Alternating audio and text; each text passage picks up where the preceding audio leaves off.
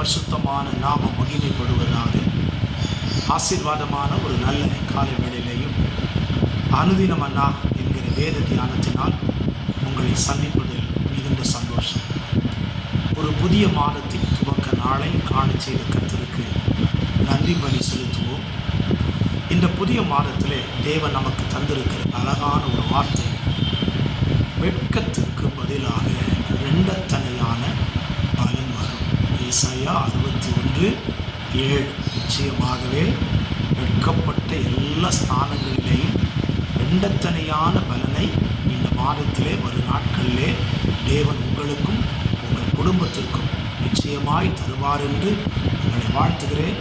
வார்த்தையை விசுவாசித்து அதை சுதந்திரித்துக் கொள்ளுங்கள். God bless you. Amen.